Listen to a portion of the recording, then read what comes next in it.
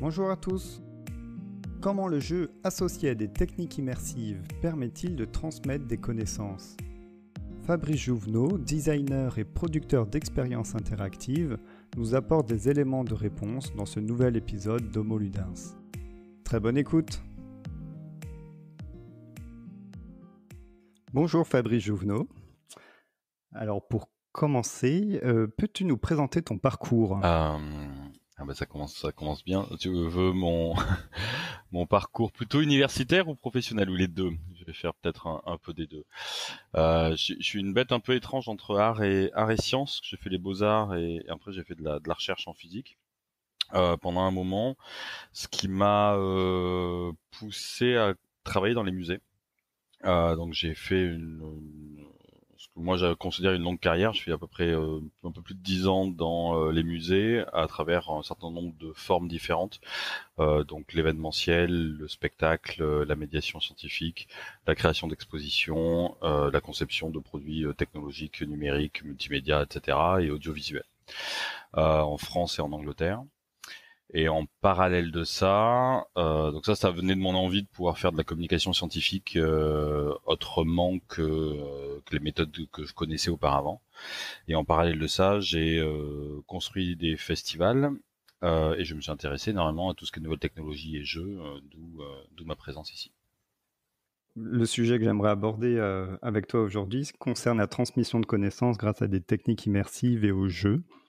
Alors tout d'abord, qu'est-ce que sont ces techniques immersives? Alors le mot technique, enfin l'expression technique immersive est galvaudée selon les milieux avec lesquels on discute. Comme je suis passé sur de nombreux parcours différents, le vocabulaire n'est pas le même et le point de vue est à chaque fois très différent. Le mot immersif pour plein de gens, c'est dès qu'on met en gros une atmosphère, une scénographie, une mise en place.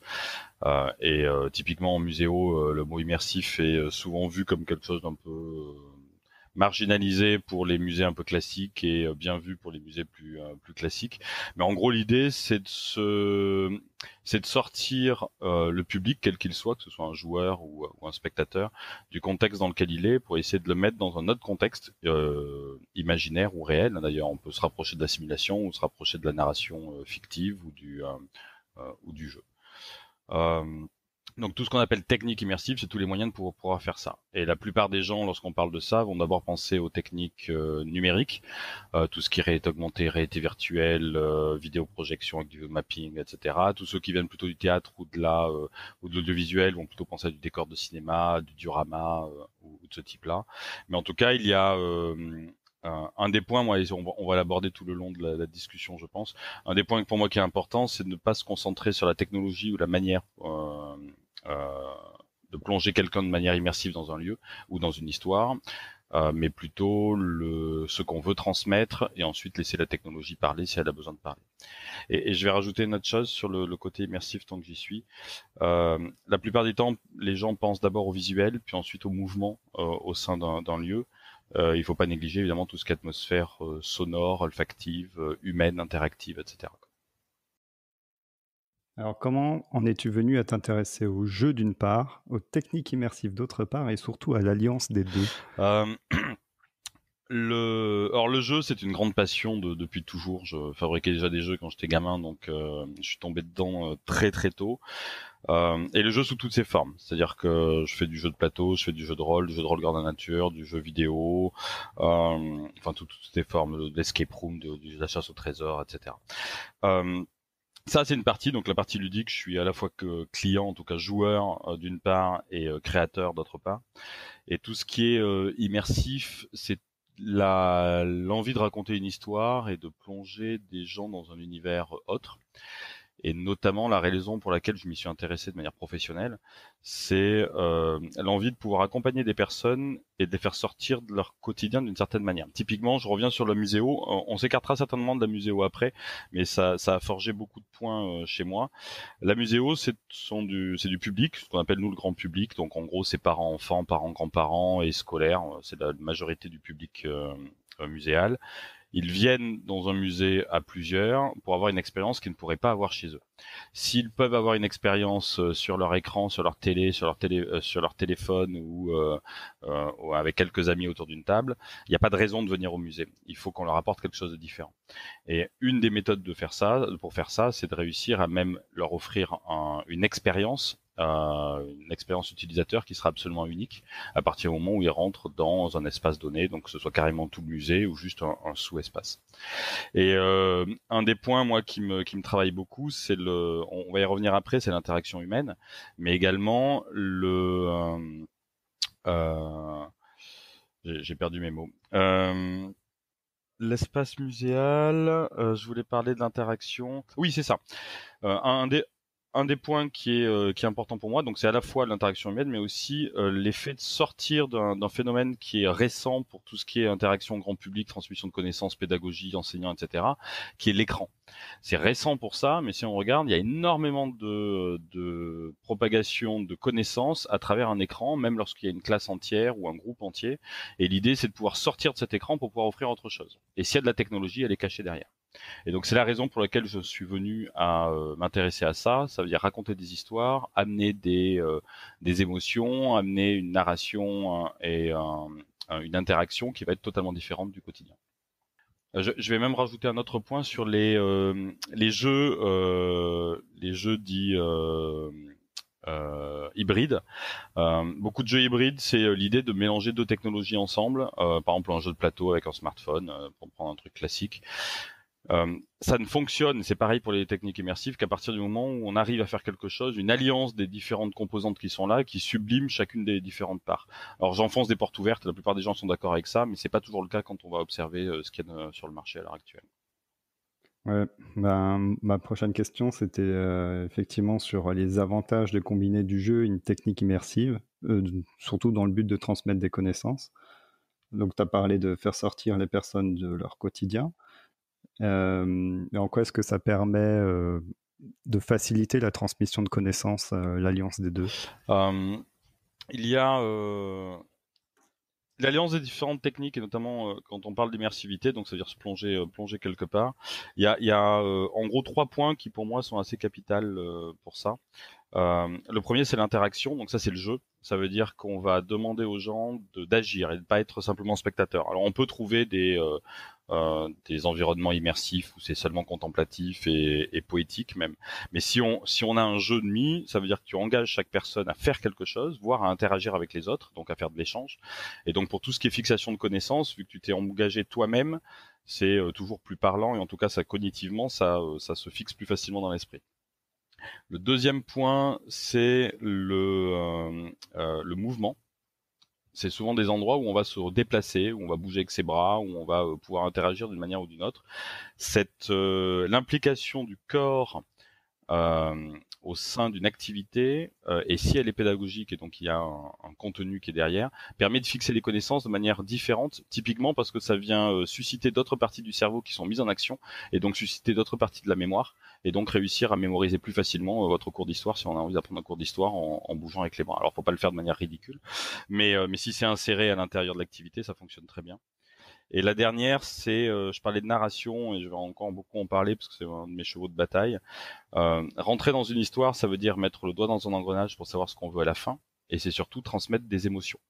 Et de la même manière, les neuropsychologues sur en termes de capacité cognitive humaine, les émotions positives euh, permettent de pouvoir fixer les connaissances. Si vous avez une expérience qui est positive, vous allez garder plus facilement qu'une expérience négative. Alors, je parle pas jusqu'au traumatisme, évidemment, mais quelque chose qui est juste où vous avez perdu, vous avez pas passé un moment très agréable, vous allez plutôt l'effacer, alors que si vous avez passé un bon moment, vous allez le retenir plus facilement.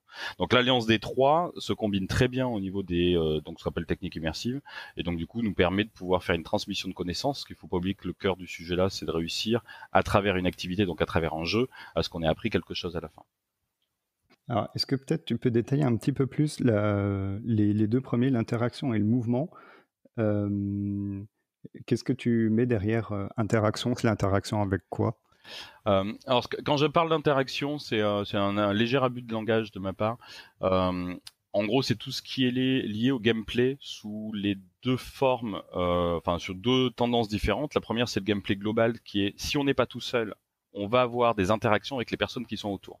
Donc ça peut être en compétition, ça peut être en collaboratif, en compétitif, on peut trouver plein de manières différentes, il peut y avoir un gagnant, un seul perdant, peu importe, mais en tout cas c'est toute cette mécanique-là qui permet de pouvoir faire en sorte que mon expérience personnelle a de l'impact sur l'expérience personnelle des autres.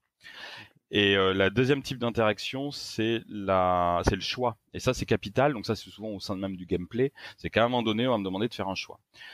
Ça rentre sur la grande question débattue des tonnes de fois au niveau du jeu, qui est est-ce que le jeu de loi est un jeu, puisque que ce soit un ordinateur ou moi qui lance le dé, il n'y a aucun choix. Donc est-ce que ça rentre dans la catégorie du jeu? C'est pas un débat qu'on peut avoir, enfin que je vais avoir ici maintenant. Mais en tout cas, si tu as un choix, c'est sûr, c'est un jeu dans ce cadre-là. Et donc du coup, ça t'oblige toi à t'impliquer et donc du coup à pouvoir te glisser doucement vers l'aventure qu'on est en train de développer, quoi. Donc ça c'est pour la partie interaction.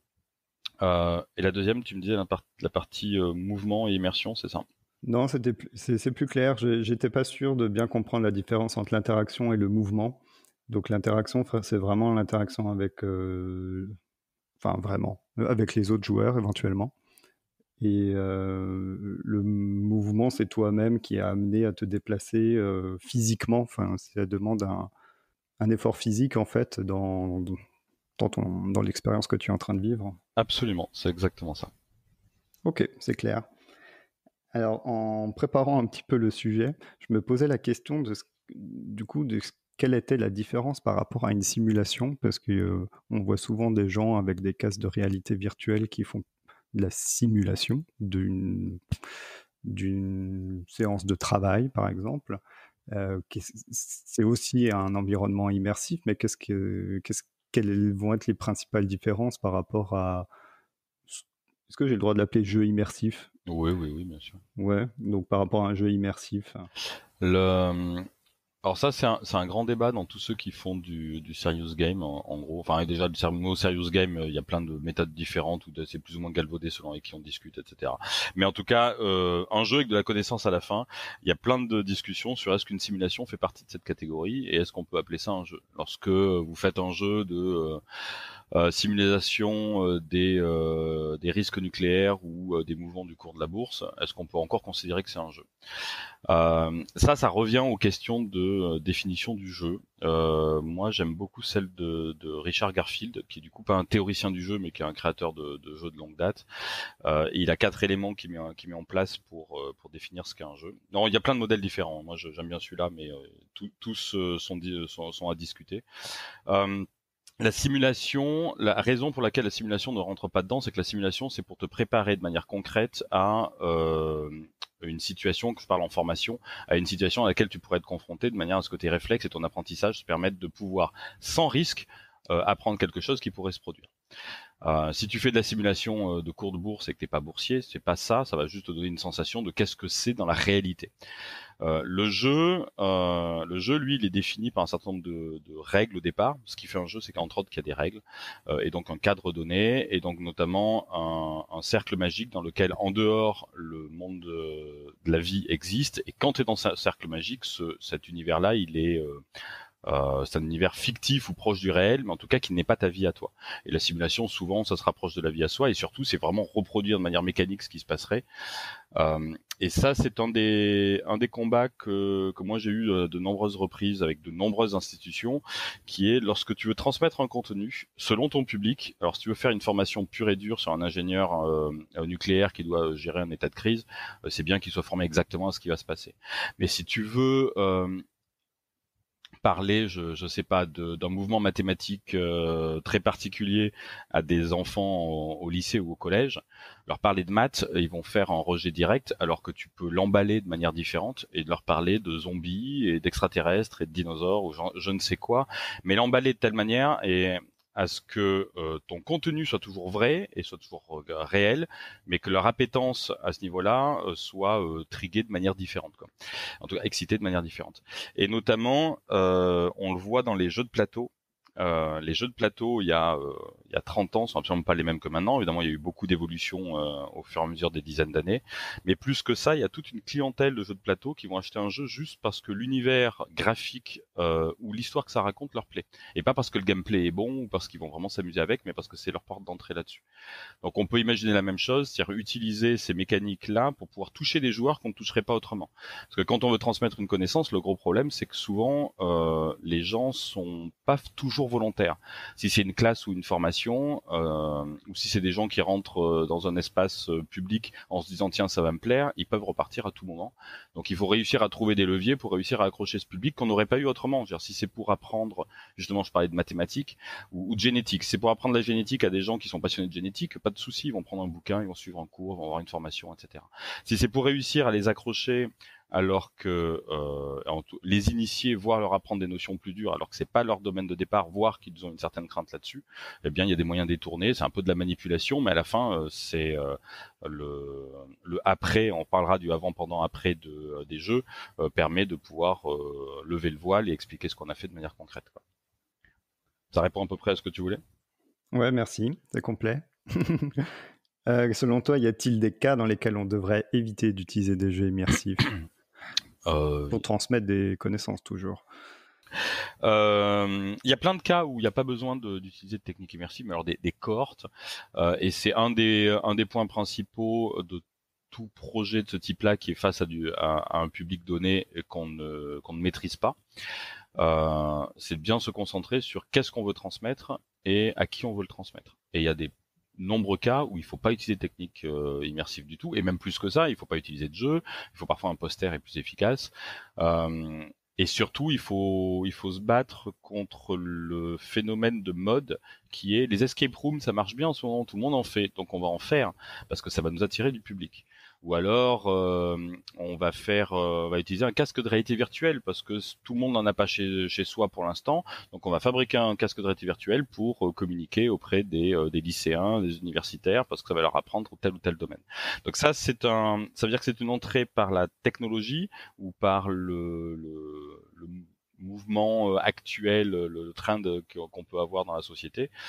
Pour moi, c'est un très mauvaise case d'entrée parce qu'on s'appuie sur le fait que c'est l'activité qui leur plaît pour pouvoir leur donner quelque chose, au lieu de s'appuyer sur l'expérience qu'ils vont vivre et qui vont leur apporter quelque chose. Si on veut apporter une expérience pour apprendre l'histoire des rois de France, un bon film, parfois, c'est plus efficace qu'une escape room selon ce qu'on veut faire passer. Et ça dépend du public. Les escape rooms, ça marche pas sur tout le monde non plus, etc. Donc il y a vraiment des tonnes de cas que je peux pas lister. C'est une réponse un peu facile que je fais, mais je peux surtout pas dire oui, ça s'applique partout. Ouais, du coup, ma question suivante, elle est peut-être un petit peu liée à celle que je viens de te poser. C'est si du coup, il y a des techniques immersives qui sont plus adaptées que d'autres en fonction du public ou des objectifs d'apprentissage. Bah oui, oui, oui. En fait, là, on parle de technique immersive sur ce podcast, mais en réalité, là, à peu près tout ce que je raconte avant marche sur la plupart des jeux à contenu, pas forcément immersifs. Et notamment, évidemment, il y en a qui marchent mieux que d'autres, mais souvent, il faut reprendre les sources pour lesquelles ça fonctionne. Typiquement, pourquoi un escape room fonctionne? Ça fonctionne parce que pendant un temps donné, et un espace donné et des ressources données, donc matérielles et humaines qui est à l'intérieur, les gens vont vivre une expérience ensemble. Ça pourrait ne pas être une escape room, ça pourrait être autre chose, ça fonctionnerait très bien. C'est pas forcément des mécaniques de sortir de la pièce, pas forcément des mécaniques d'énigmes, ça pourrait être des mécaniques qui sont plus proches du jeu de rôle grandeur nature, par exemple, qui fonctionneraient très bien potentiellement, ou des expériences interactives numériques plus artistiques ou autres. Donc en gros, c'est se demander pourquoi ce truc fonctionne par rapport au public qu'on veut toucher. Et notamment, il faut se méfier du décalage qu'il y a parfois entre le public, le contenu et la technologie. J'ai un exemple que je donnerai à la fin qui était sur l'exposition épidémique à la Cité des Sciences il y a une dizaine d'années, qui a très bien marché et très mal marché. J'en parlerai vraiment à la toute fin, mais qui est un bon exemple de ce grand écart qui est pas toujours facile par rapport aux différentes typologies de public qu'on peut avoir. Alors, comment procèdes-tu pour créer un jeu immersif? Euh... Alors, moi j'ai une méthode que j'utilise pour tous les jeux sérieux, et après je rajoute la partie immersive, donc je vais y venir. Donc tous les gameplays, enfin tous les gameplays, tous les jeux que j'ai développés sont basés sur une pierre angulaire qui est vraiment le tout début, qui est ce que j'appelle le pré-design. Donc en gros, tu as ton idée de départ, le pré-design, le design, la pré-prod, la prod, puis après l'exploitation et tout ce que et tous les retours après, les feedbacks que tu peux avoir sur ce qui marche pas. Et tout au long, évidemment, tu fais des tonnes de tests. Donc premier truc, d'ailleurs, j'allais peut-être l'oublier, mais c'est faire des tests à chaque étape de tout le temps. La luminosité, la couleur, la taille d'un texte, etc. Je suis un maniaque du test et je pense que c'est indispensable. Et donc du coup, au moment du pré-design, parce que c'est ce qui va définir toute la suite, moi j'utilise un truc que j'appelle la méthode de décorrélation. C'est-à-dire que j'ai un certain nombre de critères qui sont indépendants au départ. Donc je vais te les dire, il y en a 5. Chaque critère est indépendant, ça veut dire que, et je l'ai déjà fait des tonnes de fois avec des étudiants, tu demandes à des gens d'écrire sur des petits bouts de papier différents critères de ce type-là, tu tires au hasard, et j'ai toujours réussi à faire un jeu avec ce tirage aléatoire, parce que souvent on est trop drivé en se disant tiens, je connais bien mon public, et donc du coup je vais faire ça parce que je sais que ça leur plaît, et je vais le faire comme ça. Alors il faut à une certaine étape, mais au départ on peut le séparer. Et donc les 5 points, c'est le public, avoir une bonne connaissance de à qui on veut s'adresser et pourquoi. C'est le cœur de cible, ça veut pas dire que ça marche pas pour des plus grands, plus petits, d'autres personnes, mais c'est important de savoir que si tu veux cibler les lycéens, ça va pas être la même chose que si tu veux cibler des seniors d'une certaine typologie, experts d'un domaine. Donc ça peut fonctionner sur différentes tranches d'âge ou différentes classes d'appétence, mais en tout cas bien connaître son public clé. Savoir de quel contenu on veut parler. Alors ça, c'est un des plus gros débats, c'est de pas tout mettre. Il faut que de quoi on veut parler et quel est le message qu'on veut faire passer. Il y a un exemple que j'ai pris de nombreuses fois qui est la Tour Eiffel, parce que je trouve qu'elle marche bien. Si tu veux parler de la Tour Eiffel, tu as un parti pris à prendre. C'est pareil que si tu écris un livre ou si tu fais une exposition, tu as un vrai parti pris qui est est-ce que tu veux parler de sa construction, de l'architecture, est-ce que tu veux parler de l'homme, est-ce que tu veux parler de l'exposition universelle, comment ça a fonctionné, est-ce que tu veux parler du symbole qu'est la France ou comment c'est déployé, ou est-ce que tu veux parler un peu de tout, mais dans ce cas-là, si tu veux simplement faire un étalage de ça a rayonné de plein de manières différentes au cours du temps. Donc avoir un contenu très précis et très clair qui est un point qu'on veut aborder. Après, ça peut diffuser un petit peu, mais il y en a un qui est celui qui est la ligne éditoriale en gros. Troisième point, c'est l'univers, qui est à la fois l'enrobage graphique. Quand je dis graphique, c'est visuel, sonore, etc. C'est tout ce qui va t'amener dans un monde particulier. Ça peut être ultra réaliste, ça peut être plutôt cartoon, ça peut être plein de manières différentes. Et surtout, quelle est la narration que tu vas raconter derrière? Qu'est-ce que tu racontes? Et donc du coup, quelle sera la place du joueur à l'intérieur de cette histoire? Et pour moi, il faut toujours une histoire. Il y a plein de jeux qui marchent sans histoire, de jeux non immersifs. En immersif, c'est difficile de pas mettre une histoire pour pouvoir accrocher quelqu'un et l'amener. Le quatrième point, c'est, j'en l'ai évoqué avant, c'est tout ce qui est gameplay et interaction. Quel est l'enjeu du jeu, quel type d'interaction on veut avec les différents joueurs, est-ce que c'est tout seul, est-ce que c'est à plusieurs, dans ce cas-là est-ce que c'est collaboratif, est-ce que c'est par groupe, est-ce que il y a qu'un seul gagnant, est-ce qu'il y a qu'un seul perdant? Je le déconseille, mais je connais un jeu comme ça qui est un peu dur. Quel est le type de gameplay qu'on veut? Est-ce qu'il va y avoir une part de hasard? Est-ce qu'il va y avoir une part de réflexion plus tactique? Il y a plein de manières de gameplay. Est-ce qu'il y a du mouvement? Etc. Et le dernier point, donc ça c'est 4 là, on peut prendre n'importe quoi, ça fonctionne. Mais il faut le faire en bonne intelligence évidemment, mais on peut faire l'exercice, ça fonctionne. Et le dernier point, c'est tout ce qui est donc du coup technologie et accessibilité sont mes contraintes. Il y a toujours des contraintes dues à une techno particulière et tu remarques que je mets la techno à la fin. C'est-à-dire que selon ce que je veux faire, ce sera peut-être en réalité virtuelle ou ce sera peut-être dans un beau décor de scénographie avec des acteurs. Mais en tout cas, ça viendra après m'être posé les questions précédentes. Et du coup, ça va apporter plein de contraintes particulières. Et l'autre, c'est l'accessibilité, qui est un truc auquel je suis plutôt sensible, notamment quand tu touches à du public vaste, qui va être l'accessibilité donc aux sourds, malentendants, aveugles et malvoyants, déficiences physiques ou mentales. Et sans oublier, parce que souvent on pense plus à tout type de handicap, mais il y a aussi toute l'accessibilité auprès d'un public qui est pas natif de la langue ou qui a une culture qui est différente et donc qui interprète les symboles ou ce qu'on lui présente de manière différente. Donc ça c'est vraiment le truc pour tout jeu, on va dire. Et ensuite, lorsque moi je veux, après ça, donc il faut voir ça de manière holistique. Au début c'est séparé, mais après il faut que tout se réponde de manière intelligente. Et notamment quand je parle d'approche holistique de ça, notamment sur l'immersif, c'est bien se poser la question de quelle est la place de l'utilisateur, donc du joueur ou du spectateur ou peu importe, à l'intérieur de cet emballage qui a été créé. Donc il va y avoir un avant. Il va rentrer dans l'expérience qui lui est offerte, il va en ressortir, et il est bon de se poser la question de quelle est sa place à l'intérieur de cette histoire. Et s'il a un objet technologique à la main, que ce soit un smartphone pour de la réalité augmentée sur écran par exemple, ou que ce soit un casque sur la tête ou autre, quelle est cette narration à l'intérieur de cette expérience. Le téléphone, ça peut devenir un détecteur de fantômes, un casque, ça peut devenir un appareil qui protège des voyages temporels, j'en sais rien.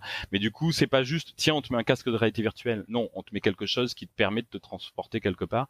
Et donc, ça veut dire que la personne et le personnel qui est autour, s'il y a du personnel, évidemment, acteur ou facilitateur, médiateur ou autre, dans ce cas-là, ils ont un rôle à l'intérieur de cette histoire. Et donc, à partir du moment où tu rentres dans la phase du milieu, qui est l'expérience elle-même, au moment où tu rentres, au moment où tu en sors, l'ensemble est une histoire cohérente, en tout cas une expérience cohérente, même si c'est pas une histoire. J'insiste sur histoire, mais il y a plein de moyens de pas faire d'histoire. Il y a de la poésie, il y a plein de choses qui sont pas obligatoires, mais bon, le côté narratif est quand même relativement courant. Ça répond à peu près à ce que Oui, tu voulais. je vais peut-être juste revenir rapidement sur le fait que tu as dit que la technologie, c'est un choix que tu fais à la fin. C'est-à-dire que tu as déjà bien travaillé tout ce qui est public, contenu, univers et gameplay. À partir du moment où tout ça, excuse-moi, à partir du moment où tout ça c'est bien défini, c'est à ce moment-là que tu te poses la question de quelle est la technologie la plus appropriée pour répondre à ce qu'on a envie de faire vivre à l'utilisateur. Oui, c'est exactement ça. Je me pose la question à la fin. Alors évidemment, c'est toujours un peu faux parce qu'on a des idées en tête quand on se lance dans quelque chose. Mais en tout cas, par exemple, si j'ai en tête que ça va être avec des HoloLens par exemple, et donc des casques transparents de réalité augmentée, évidemment que j'ai ça en tête. Mais il faut l'éprouver pour se poser la question de et si j'en avais pas, est-ce que mon expérience fonctionnerait? Et si jamais j'ai absolument besoin de ça pour que ça fonctionne, ça veut dire que j'ai le bon outil. Si je peux m'en passer, c'est que mon outil n'est pas approprié parfaitement dessus. Donc je me pose vraiment la question à la toute fin, ouais. Ouais, même si bon, c'est présent évidemment en tête, quoi. Alors, tu nous as parlé de temps en temps de l'entrée et de la sortie du jeu. Qu'est-ce qui se passe à ces deux moments un peu clés? Ça c'est un des gros points c'est marrant parce que ça relie deux choses. Lorsqu'on fait de la pédagogie sous plein de formes différentes, il y a souvent un avant, pendant, après. Pédagogie au sens large, hein, que ce soit muséal ou en classe ou de formation ou de sensibilisation des masses à un phénomène, je sais pas, écologique ou autre. Tout ça, il y a toujours un avant, pendant, après. Le pendant étant l'expérience qu'on a créée pour, quoi. Et, euh, et en immersion, c'est la même chose. Je vais d'abord commencer par l'immersion parce que typiquement, un des beaux exemples immersifs qui existait il y a un peu plus d'un siècle maintenant, qui était ce qu'on appelait les panoramas. Qui étaient des endroits où tu es dans la vie de tous les jours, je sais pas, tu es en 1910, t'as ton chapeau de forme, ta cape et ta canne, tu es accompagné, tu es dans les rues, tu arrives devant ce panorama qui est un gros bâtiment avec juste une entrée un peu obscure. Tu rentres dans un tunnel et là le tunnel est complètement noir. Tu sors du quotidien, c'est important, tu sors du monde que tu connaissais, tu rentres dans un tunnel qui est complètement obscur pour arriver jusqu'à un petit escalier en colimaçon qui te fait arriver au milieu de la structure. Et au milieu de cette structure, l'éclairage, le diorama qui est mis en place, parce que les panoramas de l'époque c'était vraiment des dioramas avec de la reconstruction et de la peinture un peu partout au mur pour donner l'illusion de la profondeur, t'amène par ce sas de transition dans un autre univers. Et et cette transition-là, elle est importante en immersif et la sortie est importante également. La sortie est toujours difficile, souvent négligée pour plein de raisons, notamment de pure classique de gestion de projet, mais l'entrée et la sortie de ce genre d'expérience est pour moi capitale. Et je vous invite à aller regarder toutes sortes d'expériences qu'il y a à Paris ou même juste de rentrer dans un endroit, un parcours de visite muséale. Parfois l'entrée est chiadée, c'est pas toujours le cas. La sortie est généralement pas bonne. Tu ressors et malheureusement t'as pas un côté apothéose que tu peux avoir sur certains films ou donc sur certaines histoires. D'où l'importance pour moi de l'émotion et de l'histoire. Et En pédagogie, donc c'est pareil, il y a une préparation de ce qu'on veut au début, il y a l'activité elle-même pendant, et après il y a la fixation de connaissances. Et pour lier les deux, je vais me consacrer un petit peu plus au pendant et après, et on reviendra au milieu si tu veux pour tout ce qui est médiateur, facilitateur, leur rôle à ce moment-là. Mais le avant, ça veut dire préparer les gens à un certain nombre de points. Ils vont sortir de leur réel ou de leur expérience de vie classique pour rentrer dans une activité. Donc il faut qu'on leur donne les codes, les règles, qu'on les prépare à ce qui va se passer. Même s'il y a une surprise, il faut qu'on les prépare mentalement à cette surprise ou à ce qu'on peut faire ou pas faire. Dans une escape room, on te dit qu'il faut pas aller arracher les morceaux de décor. Dans certains endroits, on va te donner les règles de jeu et on va te dire que quand tu vas rentrer, le silence est important. Ou il y a un certain nombre de points, mais qui est du conditionnement de règles. Et il y a un deuxième conditionnement qui est le conditionnement de groupe. Typiquement, quand tu as un groupe complet qui vient dans une activité, selon les milieux, ça peut être des gens qui se connaissent. En muséo, les gens qui viennent ensemble, ils viennent ensemble. On est rarement dans un musée tout seul. Il y a des cas, mais la majorité des gens, ils viennent accompagnés, donc c'est des gens qui connaissent et ça se passe bien. Mais lorsque tu es avec une classe ou avec donc une formation, ou le pire, je pense, c'est les formations pour adultes, où tu as plusieurs niveaux à l'intérieur, mais notamment parfois tu as un niveau hiérarchique. Tu peux avoir ton boss qui est avec toi.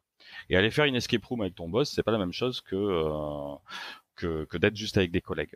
Et donc, tu as un moyen de préparer. En gros, tu as tous les icebreakers qui existent. Il y a plein d'icebreakers de typologies différentes qui existent. Certains, c'est pour apprendre à se connaître. D'autres, c'est pour se sensibiliser à un certain sujet, etc. Et t'en as qui sont spécifiquement prévus pour pouvoir casser les niveaux hiérarchiques et dire, bah voilà, on est tous pareils, mais pendant l'activité qu'il va y avoir derrière, nos niveaux à nous, ils existent plus. On a été ridicule pendant 2 minutes avant à marcher par terre et à mimer un animal mécanique imaginaire. Lorsqu'après on rentre dedans, si on a vu son boss comme ça, l'activité qui va suivre, elle va pas être la même. Donc ça, c'est vraiment super important, cette partie-là. Et puis c'est le conditionnement cognitif également pour être sûr qu'ils soient sensibles à ce qu'on veut leur faire passer. Et enfin, le après, il est capital pour pouvoir fixer la connaissance qui va être... alors ce que je vais dire est abominable pour plein de gens qui bossent dans le même milieu que moi, mais la plupart des gens, moi, avec qui j'ai fait des jeux et que j'ai produit ou que j'ai fait tester et qu'à la fin on demande aux personnes, ok, est-ce que vous avez appris quelque chose? Alors ils sont souvent gentils, ils vont te dire oui, mais il y en a énormément quand ils sont honnêtes ou quand ils se taisent, qui vont te dire non, mais en fait j'ai rien appris. Et c'est, en tout cas de mon expérience, ça a toujours été faux. Ils croient n'avoir rien appris parce qu'on va emballer le contenu d'une certaine manière, on va les mettre dans des rôles particuliers. Si on se rapproche plus du jeu de rôle grandeur nature, on va les mettre dans des situations où ils vont adopter un schéma de pensée qui va être différent du leur, ou alors qu'ils vont se forcer, ou alors qu'on a enrobé quelque chose avec des bonbons et des animaux mignons, mais en réalité on parle de pollution sur Terre et de problèmes écologiques par exemple. Et lorsque on leur pose les questions après, non seulement ils sont capables de répondre aux questions, et ils se rendent compte que finalement ils ont appris plein de choses, plein de notions, et notamment généralement sur les notions principales, les notions, donc mon message clé, ce que je disais au départ.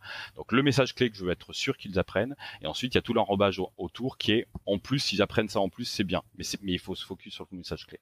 Donc généralement celui-là il est appris, et en plus de ça, ça permet de pouvoir débriefer, de dire voilà, ce que vous avez vu, ben en fait, c'était pas ça, mais c'était ça. Parce que parfois c'est pas littéral. Quand c'est littéral, il n'y a pas besoin, évidemment, on peut en discuter selon les points de vue, mais c'est pouvoir reconditionner et du coup éventuellement ouvrir un débat et une discussion.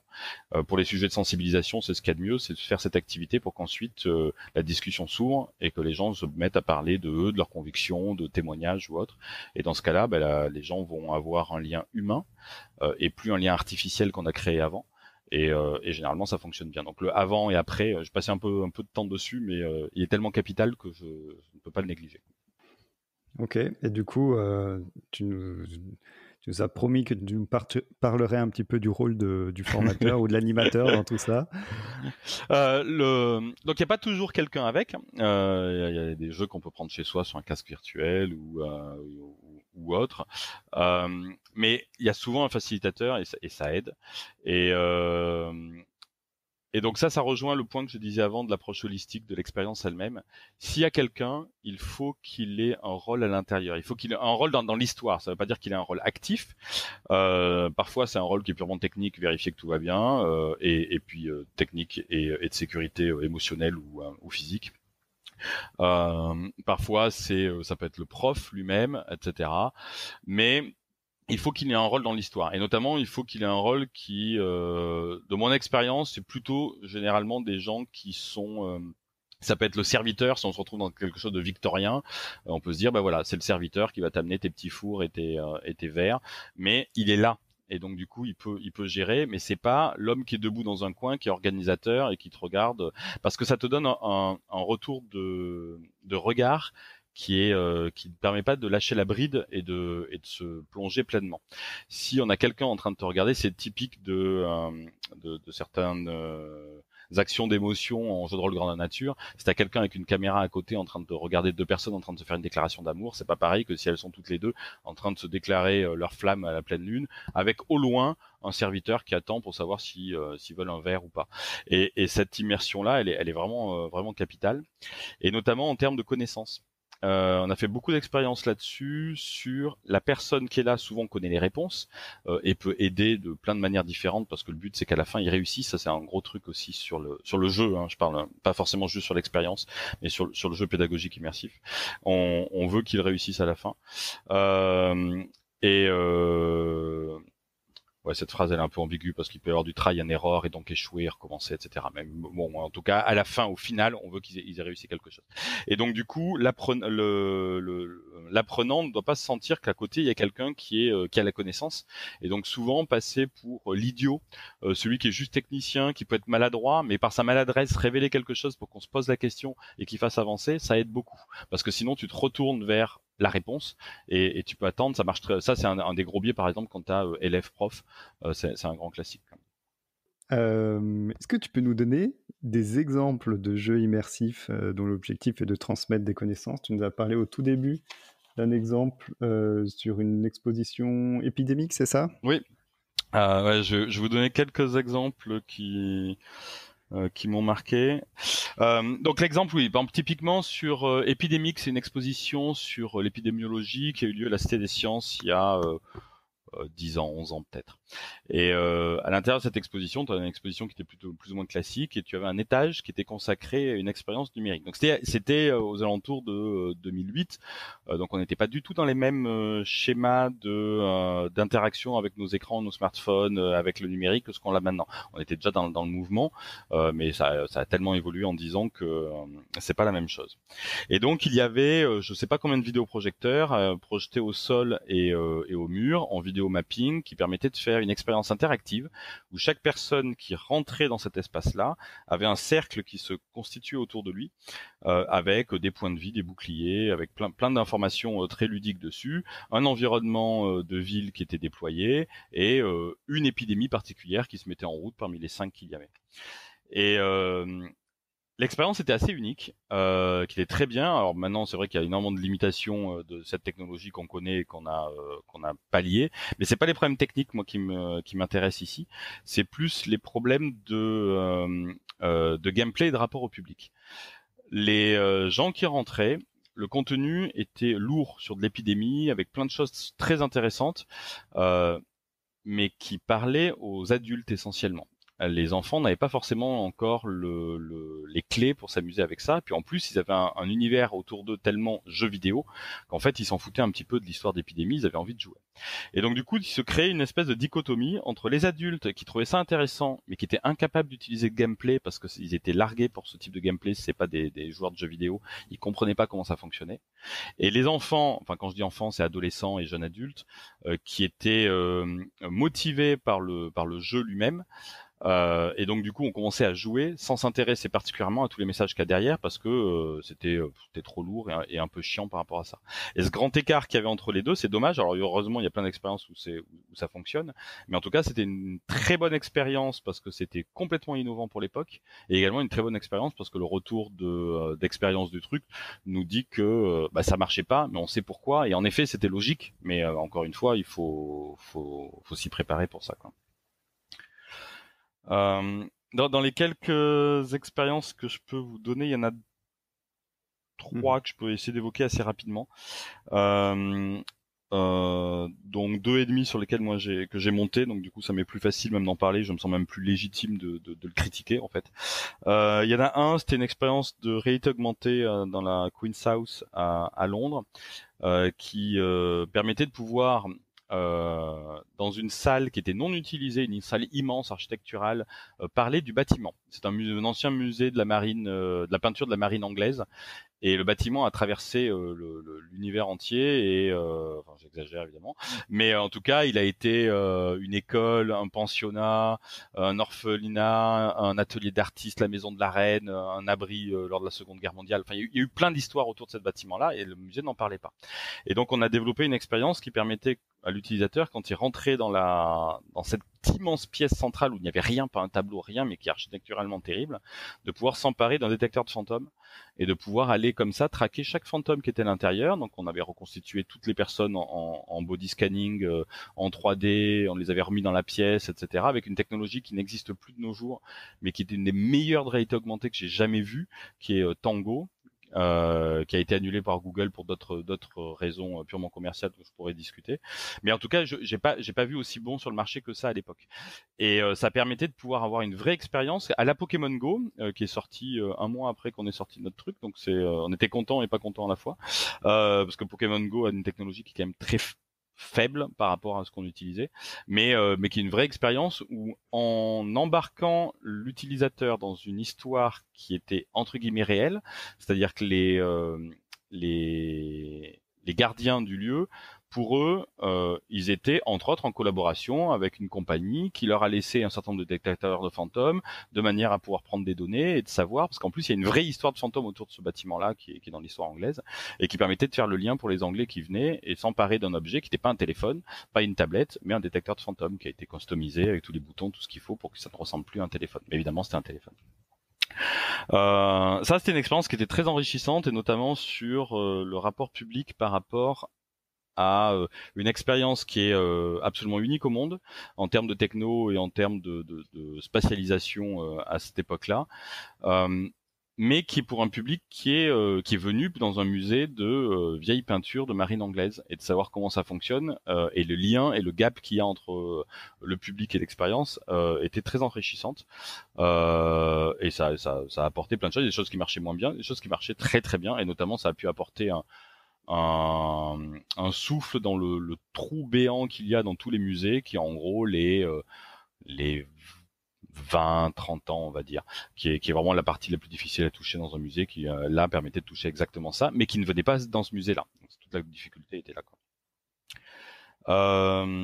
Un autre exemple que je vais donner, je vais essayer d'être moins loquace, qui est un des derniers trucs que j'ai monté avec mon équipe l'année dernière, qui s'appelle Exile to Home.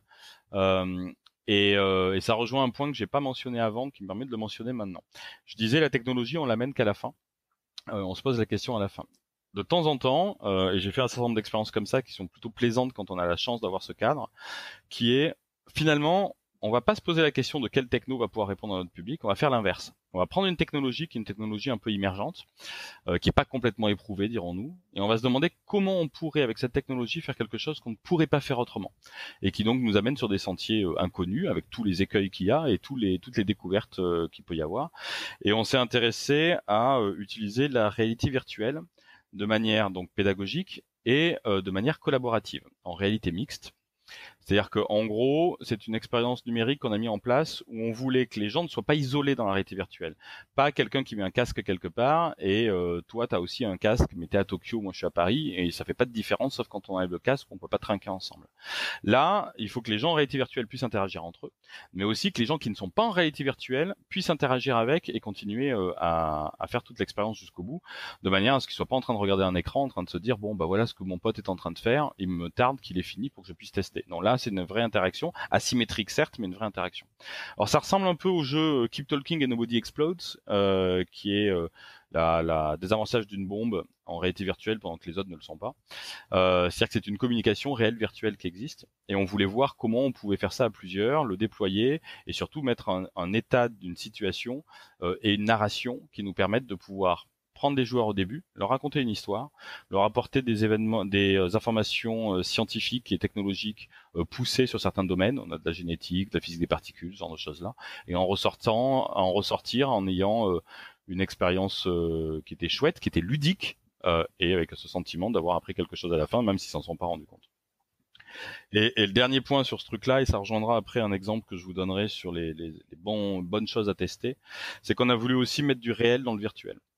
C'est-à-dire dans un monde où tout est intangible, autant mettre du tangible. Donc si tu vois quelque chose, c'est bien de pouvoir aller le toucher. Une table devient en fait un écran holographique sur lequel je peux aller taper sur la table, et en fait c'est des boutons. Et comme une table tactile, à part que c'est une table normale. Si j'ai un objet par tel, je peux l'attraper et le passer à mon collègue qui est en réalité virtuelle parce que je le sens avec mes mains. Le but c'est vraiment de sentir vraiment un objet et de le déplacer, ce qui rejoint toutes les questions en tout cas les points que je disais précédemment, qui est l'implication du mouvement et de l'interaction pour pouvoir réussir à fixer la connaissance plus facilement, quoi. Sur cet exemple, juste pour apporter un peu plus de concret par rapport notamment à l'interaction entre l'équipe qui n'est pas en réalité virtuelle et puis la personne qui a le casque, tu m'avais parlé par exemple que pour l'histoire du désamorçage de la bombe, la personne voit quelque chose, voit les fils qu'il doit couper, et les personnes qui ne sont pas en réalité virtuelle ont un certain nombre d'informations, et donc ils ont chacun de leur côté des informations complémentaires qui doivent se partager pour arriver à couper les bons fils, c'est ça? C'est exactement ça. L'idée, c'est que tout le cœur du gameplay est dans la communication, en fait. Le cœur même, c'est la communication, donc ça veut dire que l'information est totalement asymétrique. Il y a des choses à faire d'un côté et des choses à faire de l'autre, et que pour les faire, on est obligé d'avoir de la connaissance de l'un et de l'autre, mais qu'on peut pas avoir sans communiquer. Et évidemment, pour que ça devienne un jeu, le gameplay est un peu... La communication n'est pas facilitée. On va faire exprès que il y a des choses qui se ressemblent ou qu'on travaille sur des couleurs, des formes ou autres, de manière à ce que les gens soient obligés de vraiment communiquer pour pouvoir le faire, et sinon on n'y arriverait pas. Ok, tu avais encore un exemple?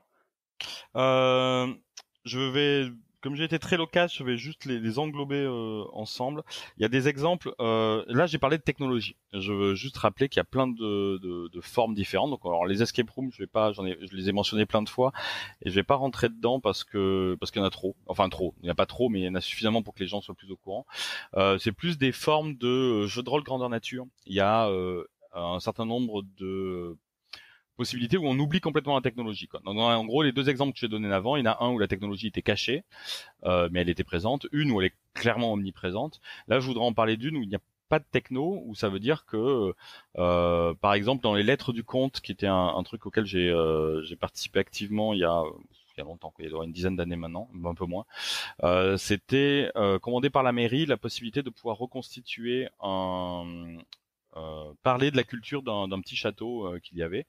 Donc évidemment, on a amené plein d'acteurs à l'intérieur en costume, on a reconstitué ce qui s'était passé, une scène hypothétique évidemment, mais en tout cas les mécaniques d'interaction culturelle, les niveaux sociaux, les grands noms étaient représentés et montrés lorsque le visiteur rentrait dedans, s'immerger dans cette espèce d'expérience un peu unique.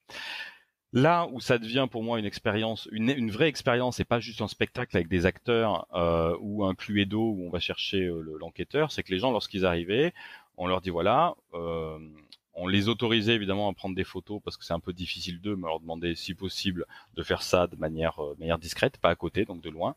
On avait toujours des facilitateurs pour gérer ça, pour pas que ce soit trop intrusif. Mais en tout cas, on leur mettait une espèce de petite toge dessus. Ils rentraient, donc ils se fondaient dans l'environnement et ils pouvaient interagir avec tout le monde. Et notamment, il y avait évidemment des intrigues, des vraies histoires qui se déployaient avec des enquêtes, mais c'était pas le cœur du sujet. Le cœur du sujet, c'est que tu pouvais juste venir prendre la température et être au milieu d'eux et discuter ou juste passer, ou carrément te mêler à l'histoire qui se déployait de manière à pouvoir être un élément qui va pouvoir faire basculer une partie de l'histoire dans une autre phase parce que tu as retrouvé le collier perdu de la reine, ou peu importe. Et c'était... Moi, j'aime ce genre de truc parce que c'est proche du théâtre, c'est proche de tout ce que fait Punch Drunk ou le cinéma immersif qui est fait à Londres aussi, je sais plus le nom, mais qui sont des expériences théâtrales où tu peux passer d'une scène à l'autre et être trimballé, où on te met un peu à sollicitation. Mais plus que ça, là, on était carrément dans tu fais partie de l'histoire. Et à partir du moment où à la fin de ton expérience, tu peux dire, alors je parle de toutes les expériences confondues, pas spécifiquement celle-là, tu as l'impression d'avoir été le héros de l'histoire, ou en tout cas l'acteur principal de ton histoire, bon, bah, dans ce cas-là, c'est gagné. Ça veut dire que chacun a eu une expérience collective, mais tout le monde a eu une individualité qui fait qu'il se sent unique, et s'il n'était pas là, les choses auraient été autrement. Ok. Tu veux rajouter quelque chose? Non, je voulais vous donner un exemple du coup de jeu qu'on peut. Tu m'avais demandé quel type de jeu on pouvait, quel type d'expérience on pourrait aller faire. Expérience immersive, donc il y en a de tout type. Pédagogique, c'est dur. J'en connais immersive et pédagogique. J'en connais peu, et notamment une des choses qu'on peut aller vers lesquelles se tourner, c'est la Mostra de Venise, qui a lieu là, à partir de lundi prochain, vu que les dates seront certainement pas les mêmes. Donc la première semaine de septembre, qui jusqu'à présent, donc la Mostra, c'est un peu l'équivalent à Venise des Césars, des Oscars, etc. Mais pour le cinéma classique entre guillemets jusqu'à présent. Mais il y a un secteur qui s'est ouvert. Il n'y a pas très longtemps, qui est le secteur de la réalité virtuelle. Et comment primer des expériences de réalité virtuelle à l'intérieur de cela. Et là-dedans, évidemment, il y a de la narration pure, de la fiction, mais il y a aussi énormément de documentaires, de reportages, et dont certains sont clairement interactifs, qui sont un peu primés un peu partout maintenant dans les festivals dans le monde entier. Et si vous voulez regarder une programmation qui est intéressante, allez regarder ça là, me paraît judicieuse. Un autre, par contre, qui est une expérience qui est unique pour moi au monde, et qui se rapproche de choses enfin plutôt nous qui nous sommes rapprochés de choses qu'ils faisaient pour Exile to Home, l'expérience en réalité mixte dont je parlais avant. Celle-là, c'est The Void. The Void, c'est pour moi les plus avancés à l'heure actuelle. Alors il y a eu plein de termes, on appelle ça réalité mixte maintenant parce que c'est un mot valise pour un peu tout mettre. Il y a eu hyper réalité, virtualité augmentée, enfin peu importe. En gros, tu mets un casque de réalité virtuelle, tu es en interaction avec des gens autour de toi et tu peux venir toucher l'environnement, prendre s'il pleut un peu d'eau sur le visage, prendre des coups de vent avec un ventilo, mais mêler le monde virtuel au monde réel dans une expérience absolument unique. Super intéressant. Est-ce que tu aurais quelques conseils à donner aux gens qui souhaitent se lancer dans la création ou l'utilisation de jeux immersifs? Ils peuvent me contacter. Ce sera avec conseil. plaisir. Non, mais je veux dire que j'aide avec plaisir si j'ai le temps. Je suis toujours ravi de voir des choses qui se font. Donc si je peux, et je n'ai que mon expérience personnelle. Hein, je suis pas plus que ce que j'ai vécu, mais c'est plus des retours d'expérience que je peux faire. Et notamment il y a allez, on va dire 3 écueils. T'as jamais oublier le public. Je sais bien qu'on se dit bah oui, c'est quand même le point qu'on ne doit pas oublier. Alors en réalité, des tonnes de fois, c'est essentiellement on se concentre à pourquoi on a envie que le public fasse ça et on se dit tiens, ça devrait leur plaire, plutôt que de se dire ok, moi public, qu'est-ce qui m'engage lorsque je suis là à aller jusqu'au bout de cette expérience ou à venir sur cette expérience, qu'est-ce qui moi va me plaire et pas qu'est-ce que le créateur pense que je vais aimer. Et donc ça se fait avec des tests. Hein. Il faut pas hésiter à faire des tests à plein d'étapes et notre première intuition est pas toujours la bonne. Et surtout faire des tests dans un public qui parfois, alors si on est le même public que celui qu'on cible, ok, c'est beaucoup plus simple. Mais quand c'est pas le cas, il faut faire ça quand même. J'ai dit 3. Le deuxième, c'est la technologie. Bien choisir sa techno si on veut mettre de la techno, et même si c'est pas de la techno numérique, de la fabrication de décors, de la vidéoprojection, alors ça c'est numérique, mais enfin de la vidéoprojection contre un mur, il y a plein de choses qui demandent de l'expertise et du temps, et il y a plein de petits détails qui dès que tu les connais, ok, c'est acquis, c'est pas des choses compliquées, mais qu'il faut connaître parce que sinon on se prend un mur au départ. C'est corrigible, mais quand on doit le corriger beaucoup trop tard, ça devient compliqué. Typiquement, avec des HoloLens, outre tous les problèmes techniques de l'appareil lui-même, c'est de la réalité augmentée qui est pas pareil que sur écran, parce que c'est un écran transparent, donc tu peux pas faire de noir. Donc ça veut dire que tu vois tout par transparence et tous tes noirs deviennent de la transparence, et donc tu ne peux pas faire d'occultation, etc. Donc ça c'est des choses à prendre en compte. Encore une fois, c'est des choses évidentes, mais mais faut vraiment avoir un expert quelque part qui a déjà bossé avec pour selon votre projet pas se prendre un mur. Si c'est un client, si c'est un développement perso, c'est évidemment pas grave. Et le dernier, c'est pas hésiter à faire simple. On a souvent envie d'en mettre trop. Déjà, ça se sent quand on le pitch. Il faut que ça soit assez rapide. Et en plus, au niveau du contenu, absolument, je réinsiste dessus, avoir un message simple et très clair, et qui est surtout une ligne directrice de tout ce que vous allez développer, parce qu'on a toujours envie, quand on travaille avec des experts du sujet, donc que ce soit des historiens, des chercheurs, des profs, des geeks, peu importe le sujet, de rajouter des détails, de venir chipoter sur un truc ou autre. Et il faut que le contenu soit juste, absolument, parce que à partir du moment où on amène dans une expérience qui est fausse, puisque c'est pas notre réel, il faut savoir exactement la partie qui est le contenu et la partie qui est fictive. Donc typiquement, quand je parlais de zombies, de dinosaures, d'extraterrestres et de zombies ensemble, la plupart des gens vont se dire c'est fictif, et donc du coup la partie réelle, il faut qu'elle soit bien détachée, mêlée, mais qu'on arrive à faire la distinction entre les deux. La grosse difficulté, c'est lorsqu'on fait de la science-fiction, par exemple. Si on veut parler de physique avec de la science-fiction, c'est vu qu'on rajoute de la science qui n'existe pas, où est la limite de la réalité et la limite du faux. Donc faire simple et avoir un message clair avec un contenu qui sera décorticable après ou qui est clairement explicité pendant. Alors, avant de clôturer cet échange, y a-t-il un sujet que nous n'avons pas abordé et que tu souhaites et dont tu souhaites parler? Il y a un point que je me suis noté qu'il faut que c'est histoire de donner un bémol à tout ce que j'ai raconté. Mon retour d'expérience de ce que j'ai raconté là, c'est tout ce qui est face à du public, quel qu'il soit. Donc ça peut être un joueur chez lui, ou je disais un muséo, ou une grande expérience au milieu d'une ville ou sur le territoire national, ou peu importe. Mais c'est face avec des gens qui viennent jouer à ça. Et donc du coup, comme c'est avec du contenu, tu veux transmettre quelque chose de très particulier, qui est commandité soit par toi, soit par quelqu'un d'autre, et il faut pas se louper là-dessus. Mais tout est remis en perspective à partir du moment où ton contenu est un geste artistique d'un artiste. Si toi, tu as envie de faire une œuvre d'art, alors je vous dis œuvre d'art au sens large, ça peut être de la danse interactive numérique immersive, ça peut être du sound design spatialisé, du vidéo mapping, peu importe. À partir du moment où c'est quelque chose qui est un geste artistique, dans ce cas-là, ça veut dire que c'est plus une transmission de connaissances à un public précis, c'est une transmission d'une création artistique au public qui voudra bien le recevoir. Et donc du coup, à ce moment-là, à peu près tout ce que j'ai dit se casse la gueule, puisque je peux plus rien dire. Je vais donner un exemple simple. Si il y a deux symboles qui sont contre un mur de couleurs différentes, bah moi je vais avoir un souci en disant attention, on connaît pas tout notre public, il va falloir faire en sorte que ces couleurs-là, elles soient très distinguables pour des daltoniens et les différents types de daltonisme, et qu'on soit sûr qu'on puisse les voir. Si c'est un geste artistique, je peux pas te dire bah non, tu vas pas mettre du bleu.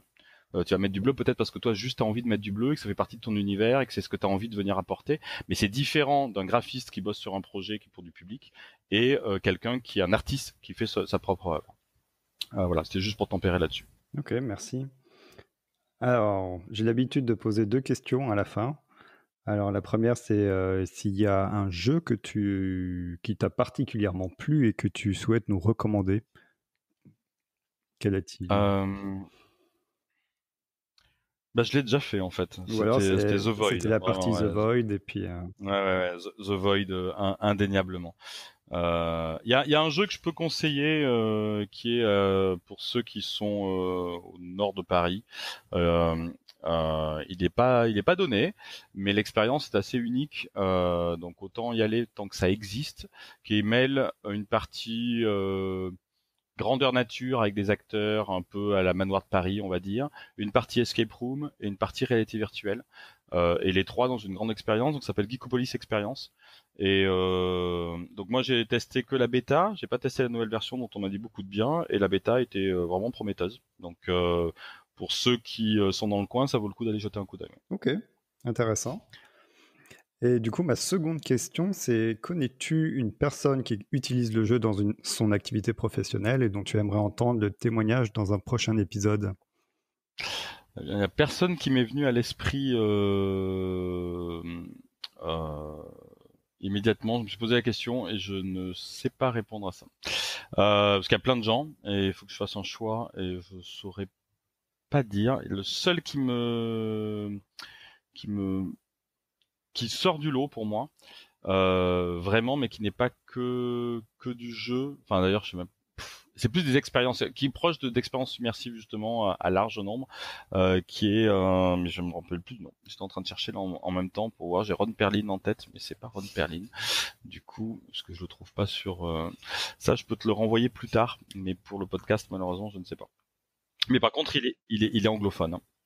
Je sais pas Ça si permettra d'aller voir pour les gens que ça intéresse. Je le mettrai dans les commentaires de l'épisode. D'ici là, on retrouvera Ok. le nom.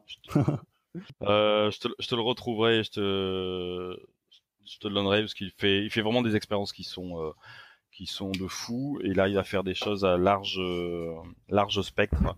C'est-à-dire qu'il fait des expériences interactives à 30 personnes avec un casque de réalité virtuelle dans une même pièce par exemple, en déplacement, ce genre de choses là. Donc c'est assez unique. Ok, chouette. Bon, on a hâte. Bah moi aussi, j'ai un peu embêté parce que je sais pas son nom, mais C'est pas grave. Est-ce que, alors, si on souhaite en savoir un peu plus sur toi, sur ton travail, où est-ce qu'on peut te retrouver? Le mieux, c'est d'aller sur mon site web qui est jouvenot.net et il y a un certain nombre de travaux. En gros, les travaux principaux que j'ai faits sont dessus. Et s'il y a besoin, on peut me contacter par ça ou me contacter directement. Ce sera toujours avec plaisir. Super. Merci beaucoup, Fabrice Jouvenot. Merci beaucoup pour cette occasion. Une bonne continuation. Merci. Merci d'avoir écouté jusqu'au bout. N'oubliez pas de vous abonner et de parler du podcast autour de vous. À très bientôt.